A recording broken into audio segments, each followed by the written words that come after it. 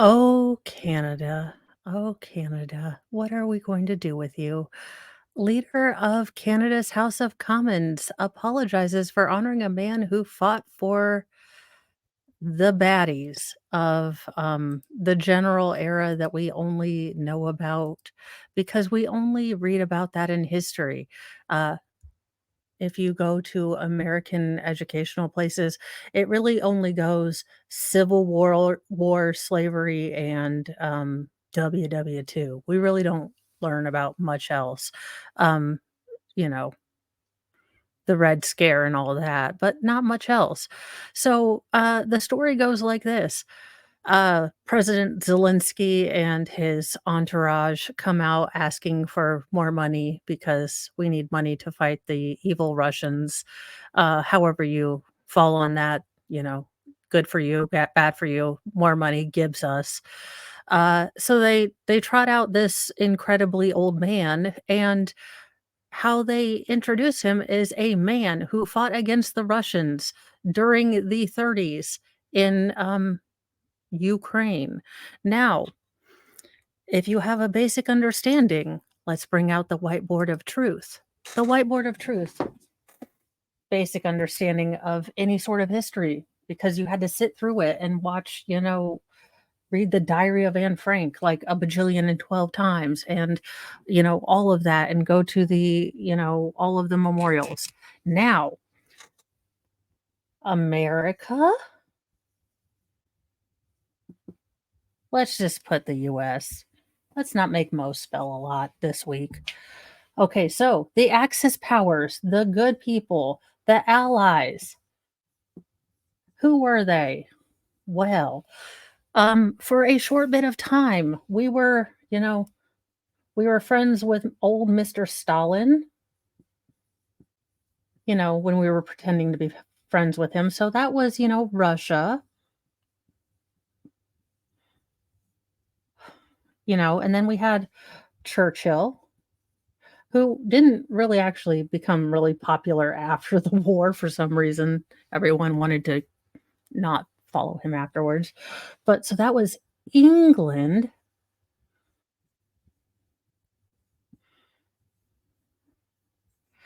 And then, Eisenhower, we'll just put Ike because don't no one have time to remember how to spell Eisenhower. That's why they named him Ike, because even then we were like, look, sir, we're not spelling stuff. We're America, so USA. Again, because even then.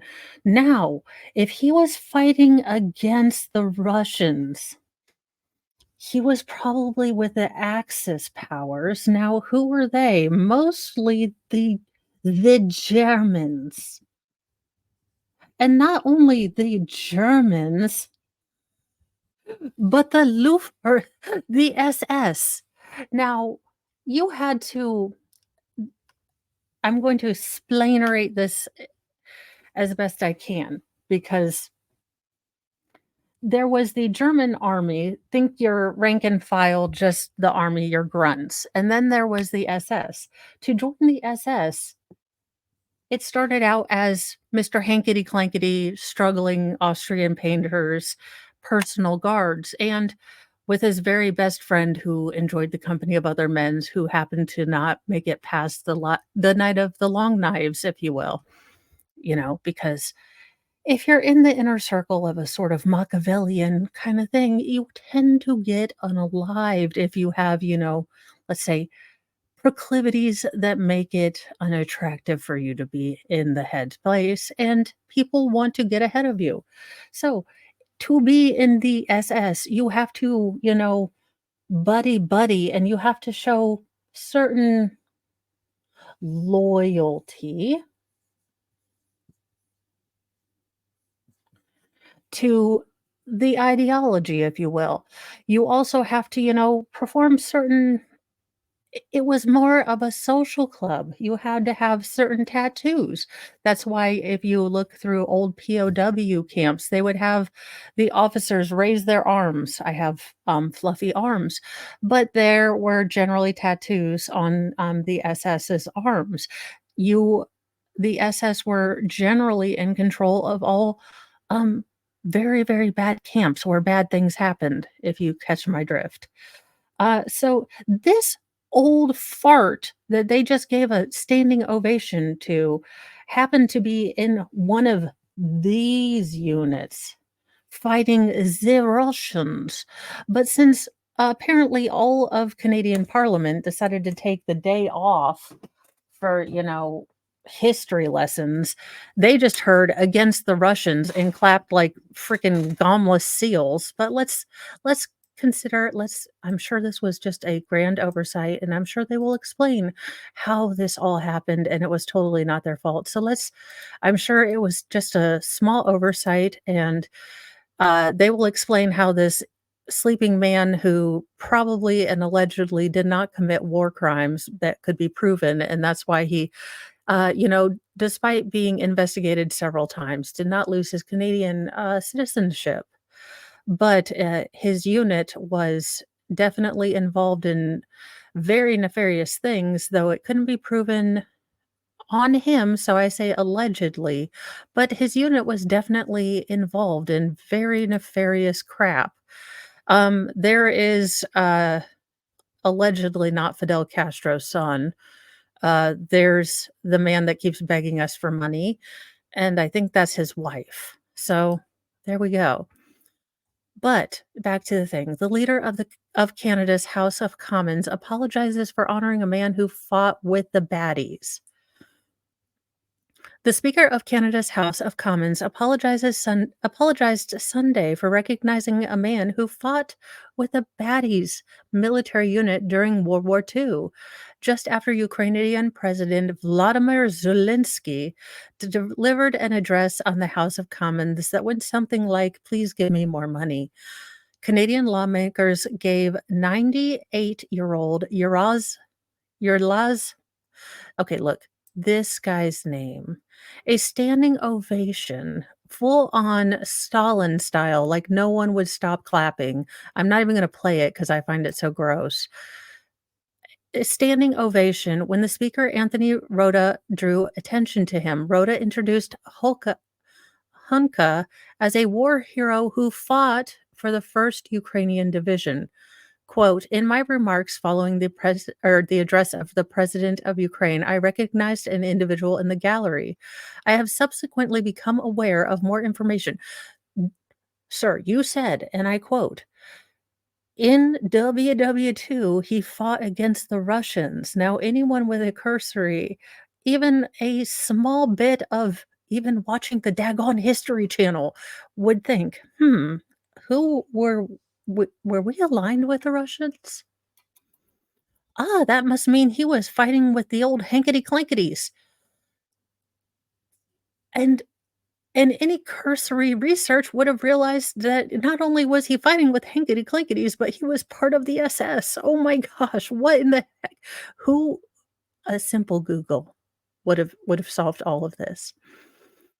I have subsequently become more aware of information which causes me to regret my decision to do so, Rhoda said in a statement. He added his fellow parliament members and the Ukrainian delegation were not aware of his plan to recognize Hunka. Rhoda noted that Hunka is from his district. Quote, "I particularly want to extend my deepest apology to the Jewish communities in Canada and around the world. I accept full responsibility for my action," Rhoda said.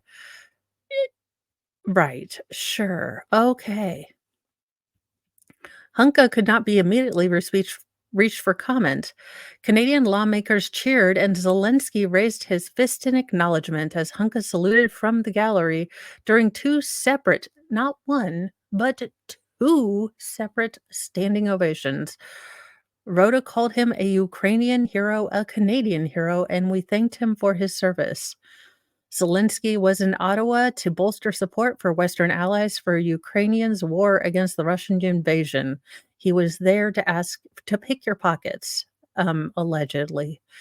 Vladimir Putin has painted his enemies in Ukraine as, well, new hankety clankities, even though Zelensky is Jewish and lost relatives in the Holocaust. So he must feel really awesome for having a standing ovation and power fisted guy who probably sent some of his relatives to the Huskow.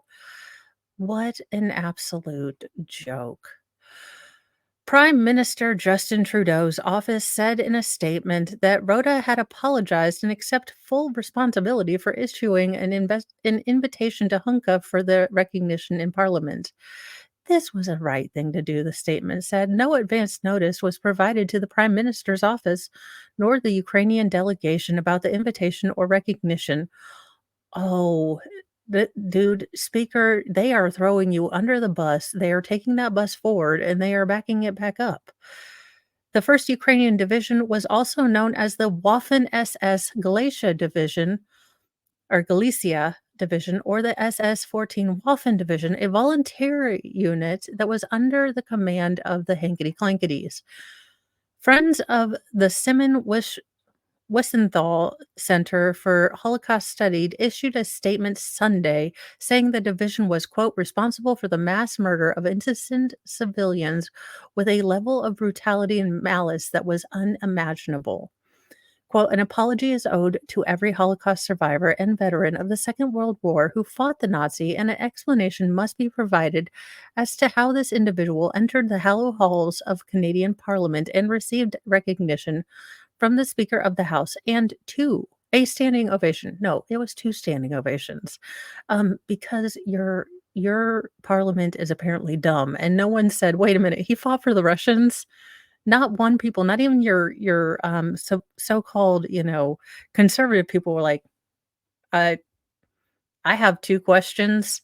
A, he fought against the Russians. B, doesn't that make him part of the Hankety Clankety Club?" Like, C, I have further questions.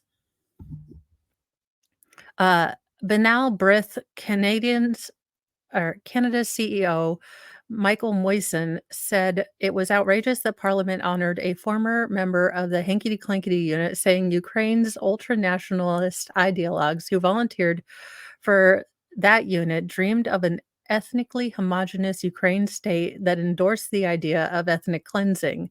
We understand an apology is forthcoming. We expect a meaningful apology. Parliament owes an apology to all Canadians for this outrage. I mean, honestly, I think you should yell at your history teachers too. Just throwing that out there. I mean, I think everyone should now have to watch Band of Brothers for, like, on a loop, but Um, a detailed explanation as to how this could have possibly taken place at a center of Canadian democracy, Moisen said before Rhoda issued his statement. Members of parliament from all parties rose to applaud Hunka. A spokesperson for the Conservative Party said the party was not aware of his history at the time, nor their own, apparently, or world history. Uh, no, you are all dumb. You are all dumb, and I absolve none of you of this.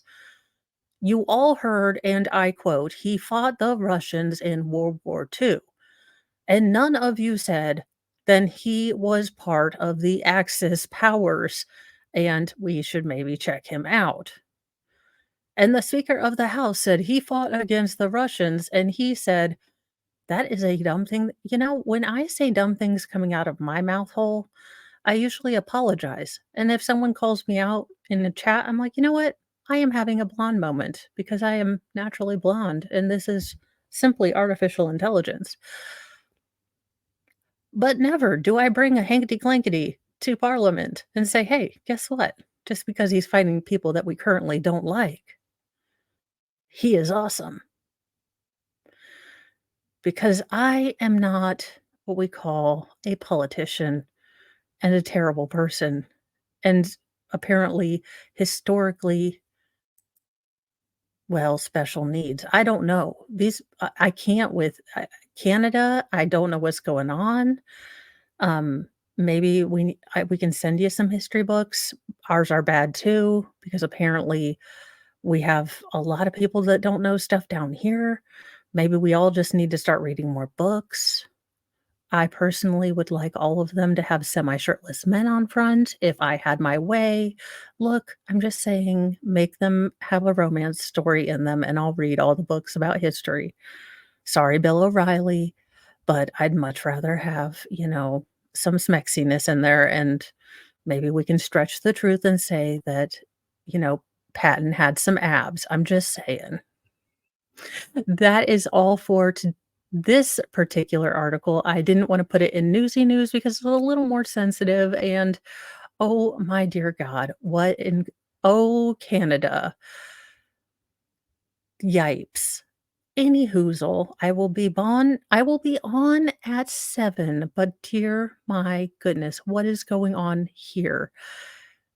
Canada, save yourself. Get some books, read some books.